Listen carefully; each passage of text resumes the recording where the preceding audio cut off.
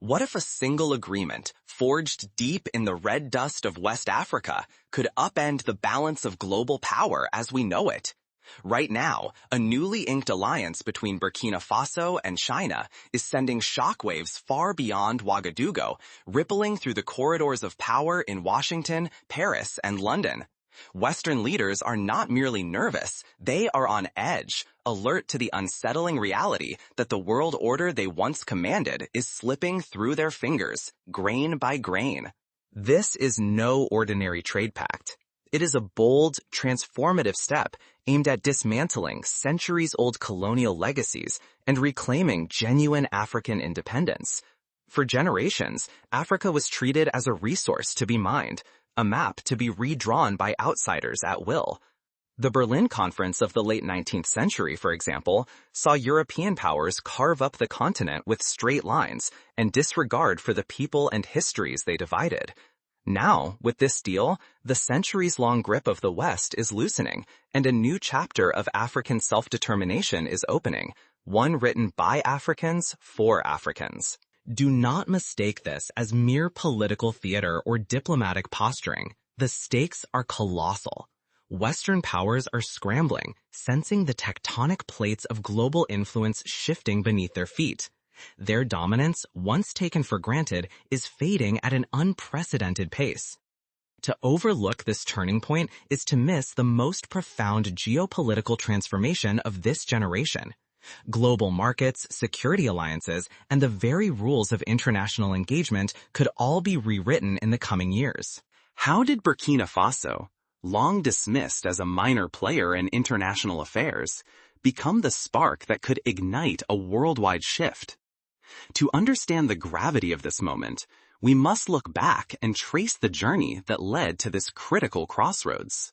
Let us peel back the layers and see how Burkina Faso's unlikely rise began, setting the stage for a reckoning that could echo for decades. For centuries, Africa's breathtaking resources, its gold, oil, diamonds, cocoa, and more, have enriched distant empires, while the continent itself remained ensnared in a cycle of exploitation. Why has this pattern persisted, generation after generation? The answer lies in a history largely written by outsiders, Western powers who divided Africa to serve their own interests. From King Leopold's brutal regime in the Congo to France's extraction of gold and uranium from West Africa, the systems built ensured African nations remained dependent and divided. The scars of this plunder run deep, not only in the land, but in the very structure of African economies and governments. Even after the colonial flags were lowered and new ones were raised, the mechanisms of control did not simply vanish. Instead, they morphed into subtler forms: foreign-controlled currencies like the CFA franc, monopolies over vital industries, and banking systems designed to siphon African wealth northward. Leaders were often chosen not by their citizens, but by the hidden hand of outside actors intent on preserving old privileges, echoes of the way Britain influenced Egypt's rulers or France's influence over Côte d'Ivoire. The result? Africa continues to export its abundance while receiving only a fraction in return, with true prosperity remaining just out of reach. This is not merely a story of the past, it is a living reality. Every year, as African governments sign new trade deals or accept foreign loans, they become bound by contracts and regulations drawn up far from their own capitals. The so-called partnerships often conceal a harsher truth. Western dominance endures through economic strengths, political leverage, and the ever-present threat of sanctions or intervention. Independence, for many, has been a thin mask for continued external control, with markets and destinies shaped beyond the continent's shores. What hangs in the balance is far greater than money or minerals. It is the power to choose Africa's own path, to decide if the next century will repeat this cycle or finally break it. The stakes are enormous. Will Africa seize the chance to reshape its future or remain ensnared in an old web of influence? Around the world, this is an urgent question, and the answer is not yet written. But a new wind is rising. In Ouagadougou, something different stirs. An audacious alliance is forming, promising to rewrite the narrative and ignite a dramatic shift no one can afford to ignore. In this unlikely city, a partnership is forming, one that promises to upend the rules imposed by the old order. The world is watching as Burkina Faso and China join forces with ambitions that could echo across continents. So what have Burkina Faso and China agreed upon that so unsettles Western powers? The answer is nothing short of historic. China has pledged to channel major investments on a scale Burkina Faso has never seen into the country's industrial, agricultural, technological, and energy sectors. Imagine the transformation: sprawling factories rising from the red earth, rural fields turning into high-yield agro-businesses, vast solar farms lighting up not just Burkina Faso, but sending electricity to neighbors too. For example, consider China's investment in Ethiopia's railways, a project that linked Addis Ababa to Djibouti, opening landlocked Ethiopia to the world. Now envision a similar transformation in Burkina Faso, connecting remote regions, facilitating trade, and bringing new opportunities to millions. Or look at how China's involvement in Kenya's Mombasa-Nairobi railway has modernized transport and logistics. These are not distant dreams. They are blueprints for what could unfold in Burkina Faso. Yet the deal goes even deeper. It includes the creation of independent trade corridors, supply chains, and shipping routes designed to bypass Western-controlled bottlenecks. For the first time, Burkina Faso will not be forced to rely on old colonial routes or the financial grip of Western intermediaries. Instead of trading in the US dollar or the euro, deals will be transacted in Chinese yuan and, soon, a gold-backed African currency, an innovation reminiscent of how Libya under Gaddafi once sought to establish a pan-African currency, a move that unnerved Western capitals. Such a currency could shield local economies from the volatility and manipulation of global markets, empowering them to set their own terms of trade. This alliance is not about lectures or hidden strings. It is built on mutual respect and co-investment, infrastructure, education, security, and technology developed side by side. China is not dictating terms or installing puppet leaders. Instead, the partnership is building roads, railways, and universities that nurture African innovation, not imitation. The mission is clear: to replace dependency with dignity and ensure that progress enriches those who build it.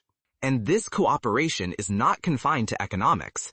Military and digital independence are at the forefront. Burkina Faso and China have agreed to joint military training, advanced arms procurement, and the development of encrypted communications, making Western intelligence eavesdropping nearly impossible.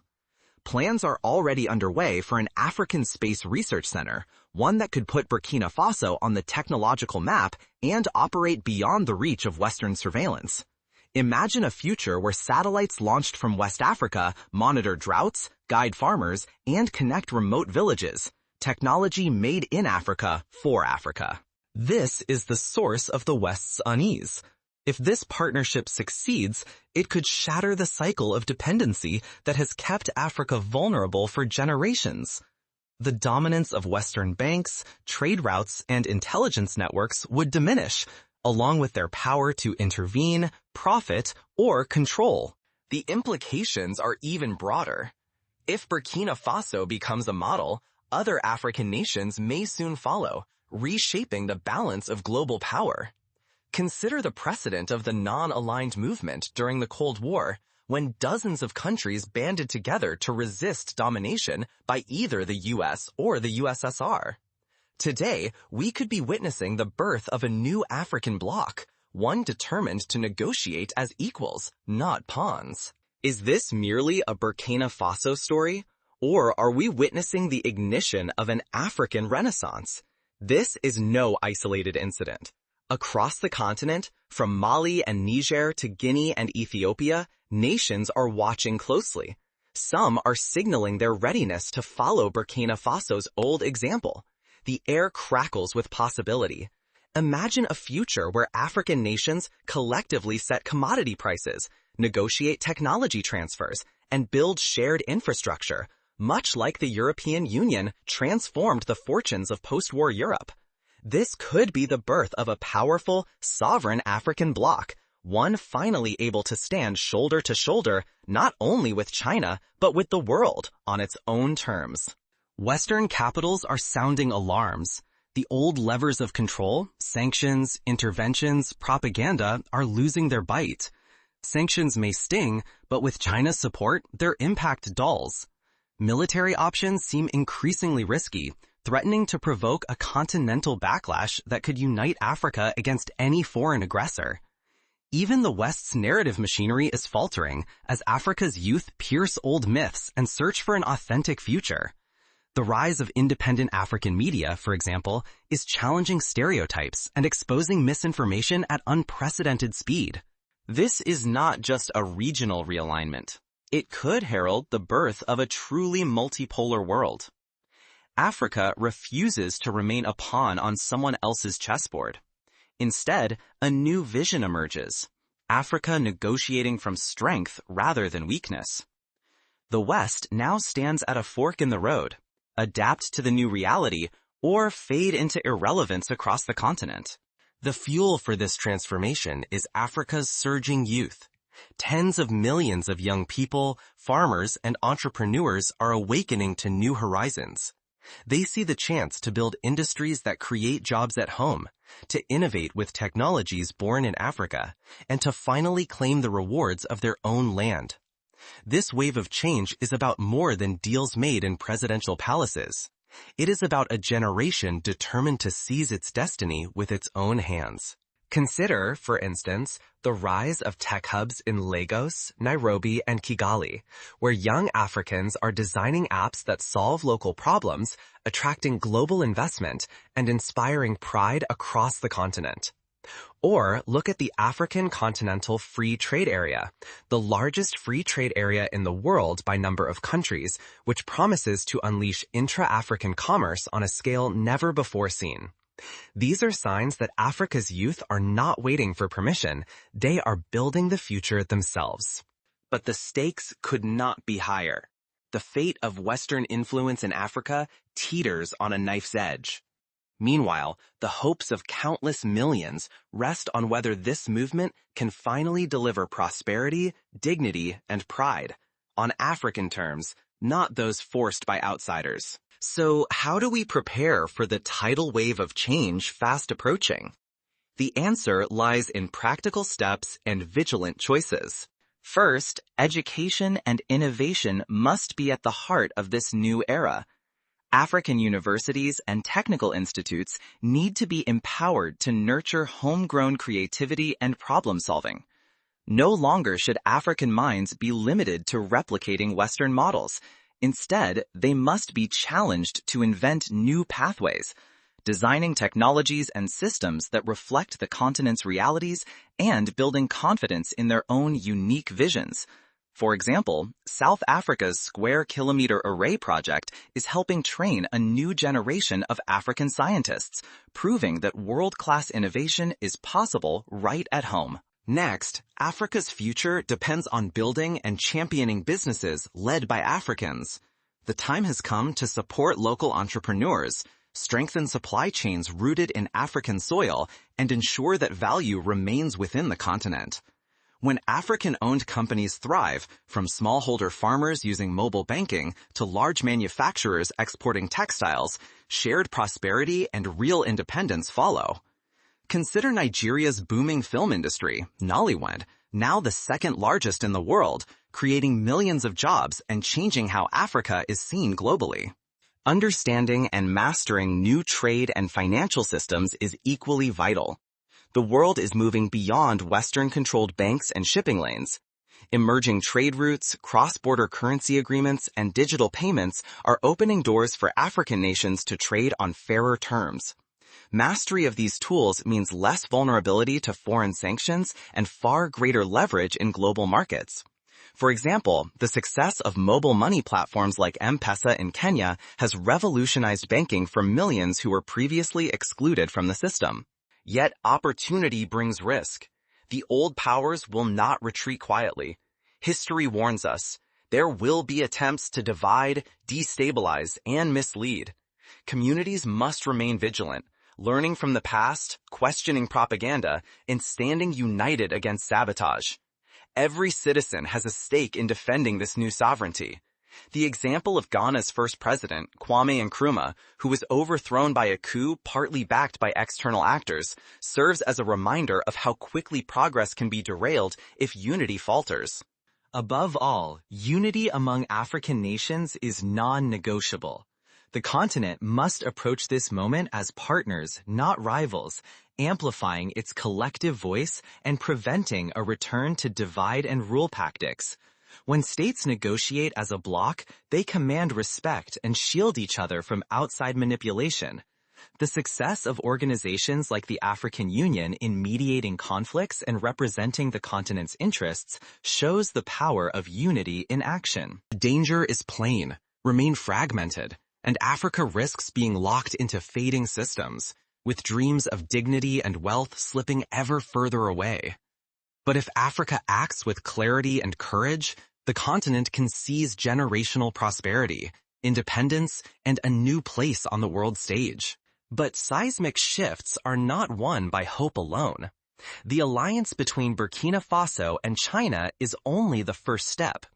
Now, the world is watching to see who will rise to meet the challenge, and how the story will unfold. The pen is now firmly in African hands. What story will be written from here? This is more than a turning point for Burkina Faso. It is a flare against the night sky for the entire continent. For hundreds of years, outsiders drew Africa's borders, extracted her riches, and dictated her fate. That era is being dismantled, page by page, contract by contract. With this alliance, Africa stands at the edge of true sovereignty. The partnership between Burkina Faso and China is not just an economic deal, it is a public vow. Africans are choosing to shape their own destinies, to rebuild prosperity on their own terms, and to reclaim the dignity taken from them through centuries of foreign rule. The stakes are towering. Remaining silent is to risk letting the old cycles of exploitation tighten their grip.